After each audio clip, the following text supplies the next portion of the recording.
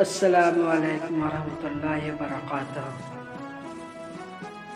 نحمدہ ونصلی علی رسولہ الکریم، اما بعد۔ اعوذ باللہ من الشیطان الرجیم، بسم اللہ الرحمن الرحیم۔ قل هو اللہ احد اللہ الصمد لم یلد ولم یولد ولم یکن لہ کفوا احد۔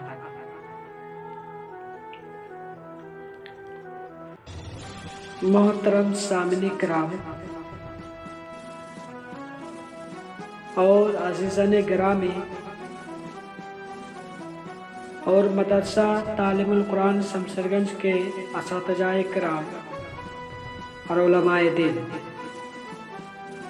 آج ہم آپ کے سامنے جس موضوع کے تحت لب کشائی کرنے آیا ہوں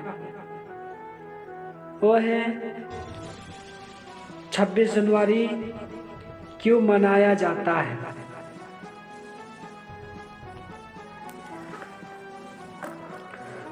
محترم سامعین، آزاد ہندوستان کی تاریخ میں 2 دن انتہائی اہمیت کے حامل ہیں۔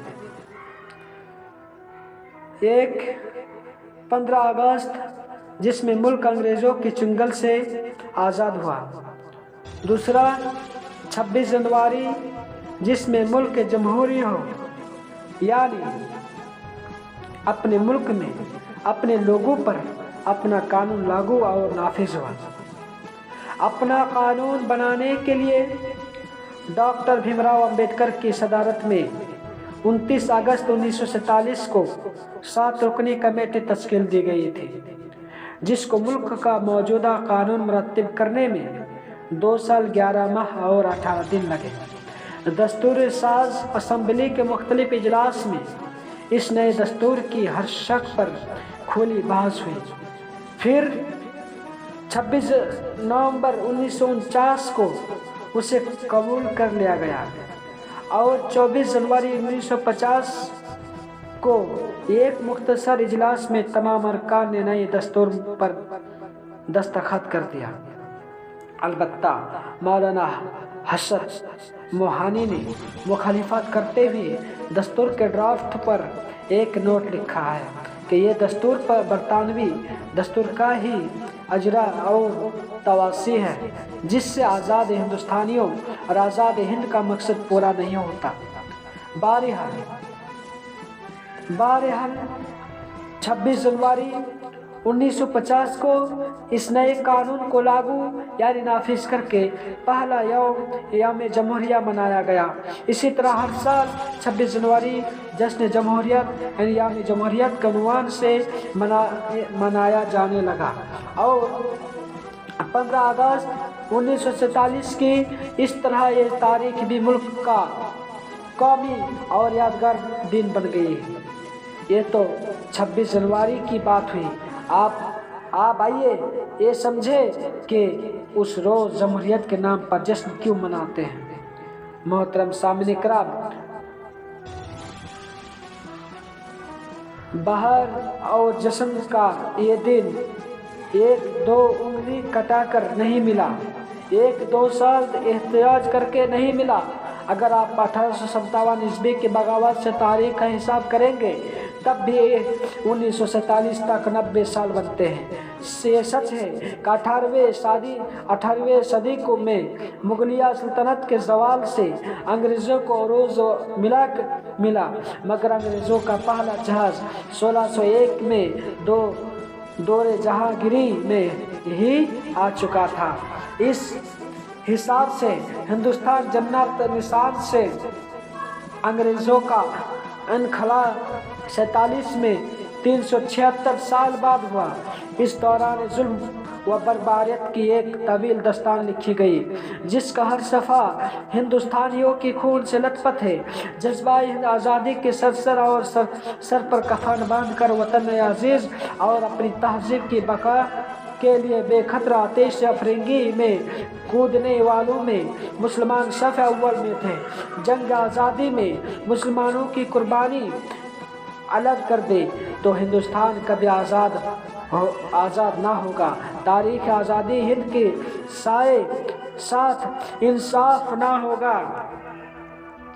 آزادی ملنے کے بعد سب سے بڑا مسئلہ یہ اٹھا کہ ملک کا دستور کیسا ہو، مذہبی ہو یا لا مذہبی، اقلیت ہو یا اکثریت کے درمیان حقوق کس طرح طے کیے جائے۔ آزادی کے بعد ملک میں سیکولر جمہوری نظام نافذ کرانے میں جمعیت علماء ہند کا رول نظر انداز نہیں کیا جا سکتا۔ جمعیت کے نظیم عمومی مولانا حفیظ الرحمن سیوہروی نے بحیثیت رکن دستور ساز اسمبلی اقلیتوں کو مشرعت دلانے میں نمایاں حصہ لیا۔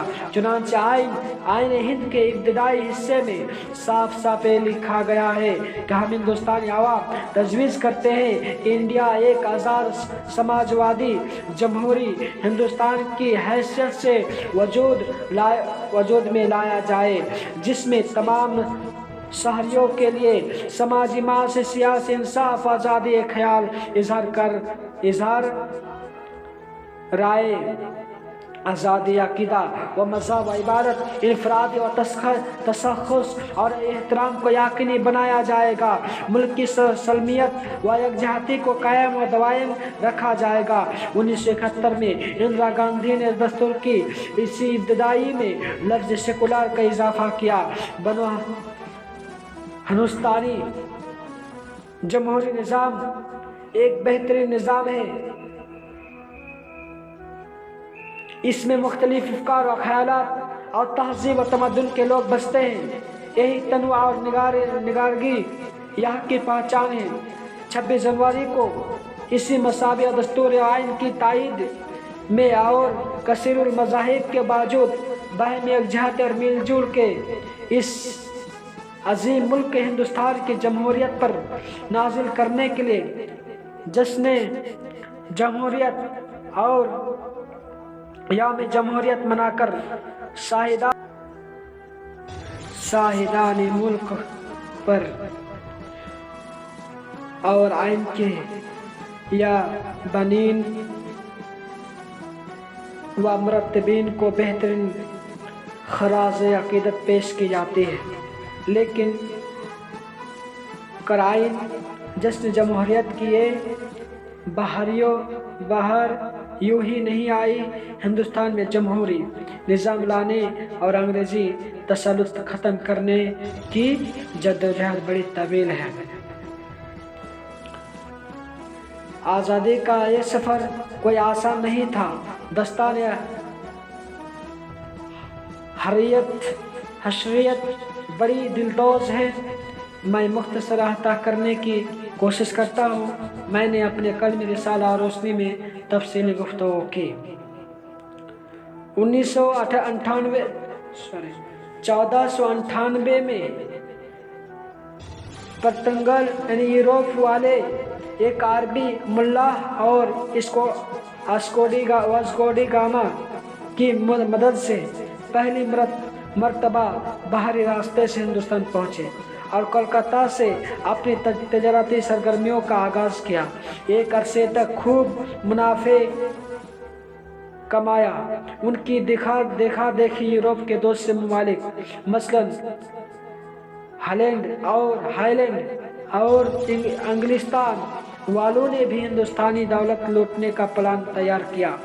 چنانچہ انگلستان کی 101 تاجروں نے 30,000 پاؤنڈ یعنی انگریزی روپیہ جمع کر کے انڈیا کمپنی کے نام سے ایک کمپنی بنائی اور 1601 میں ان کا پہلا جہاز ہندوستان آیا۔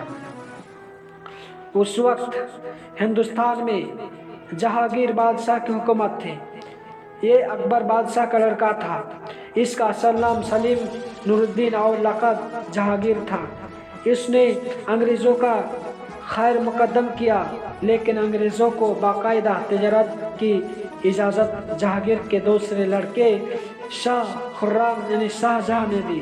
رفتہ رفتہ اس کمپنی نے تجارت کے آڑ میں اپنی فوج طاقتوں میں اضافہ کرنا شروع کیا، یعنی مال کی جگہ ہتھیار اور ملازم کی آڑ میں فوجیوں کی آمد۔ لیکن مرکز میں مغلیہ سلطنت اس قدر مضبوط تھی کہ انگریزوں کو خاطر خواہ कामयाबी नहीं मिली।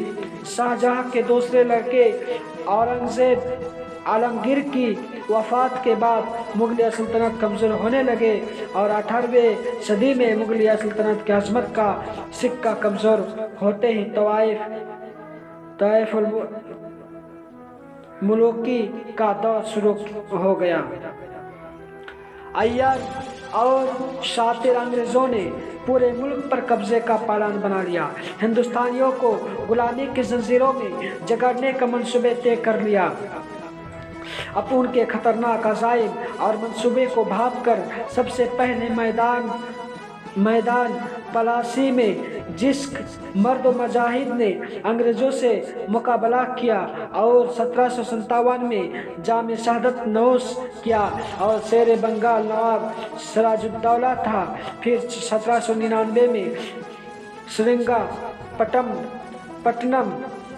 में अंग्रेज़ों का मर्दाना वार मुकाबला करते हुए शेर मैसूर सुल्तान टीपू सुल्तान ने मुल्क पर जान कुर्बान कर दी, जिसकी शहादत पर अंग्रेजी फतह लॉर्ड हर्ष ने फख्र मसरत के साथ ऐलान किया था कि आज हिंदुस्तान हमारा है, आज हिंदुस्तान हमारा है।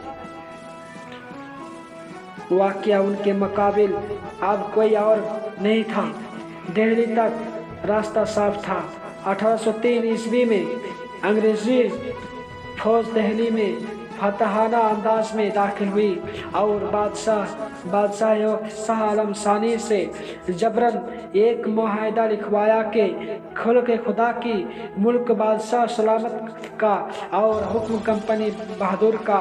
ये बात इस कदर आम हो गई कि लोग कहने लगे कि हुकूमत शाह आलम अज दिल्ली तापालम।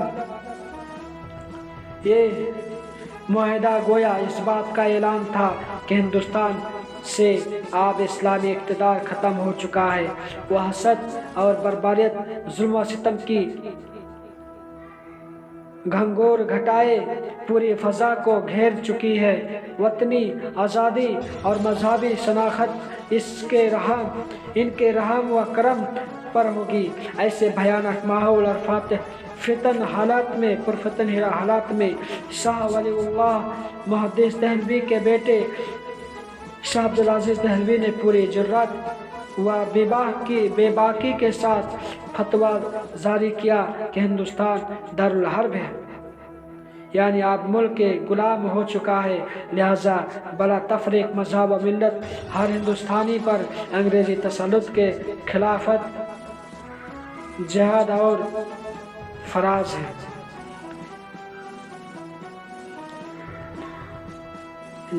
यानी अंग्रेज़ी तसल्लुत के खिलाफ जिहाद फ़र्ज है। इनके फतवा की रोशनी में उलमाए खड़े हुए सैयद अहमद साहिद और शाह इस्माइल साहिद रहमुल्लाह आगे बढ़े। पूरे मुल्क का दौरा करके कौम को जगाया, हर तरफ आज़ादी की आग लगा दी और 1831 को बालाकोट की पहाड़ी पर लड़कर जाम शहादत नोश किया। धीरे धीरे पूरे मुल्क में अंग्रेज़ों के खिलाफ माहौल बनेगा। अंग्रेज़ों के मुजालिम कोई ढके छुपे ना थे। चुनांचे मेलकम लॉय जज अदालत आलिया मदारिस व मिंबर काउंसिल ने लंदन से अपने एक रसाला में जुल्म व बर्बरियत पर लिखा था। हमने हिंदुस्तानियों की ज़ातों को जलील किया, उनके कानून और रसात को मनसूख किया, ब्याह शादी के कायदों को बदल दिया, मजहबी रस्म व रिवाज की तौहीन की, इबादत व खानों की जागीरें जब्त कर ली, सरकारी कागजात में उन्हें काफिर लिखा, अमराह की रियासतें जब्त कर ली, लूट खसोट से मुल्क को तबाह किया और उन्हें तकलीफ देकर मालगुजारी वसूल की। सबसे ऊंचे खानदानों को बर्बाद करके उन्हें आवारा गर्द बना देने वाले बंदोबस्त कायम किए। मुसलमानों का रोशन मुस्तकबिल सारे जहां से अच्छा हिंदू सिता हमारा, हम बुलबुले हैं इसकी ये गुल सिता हमारा।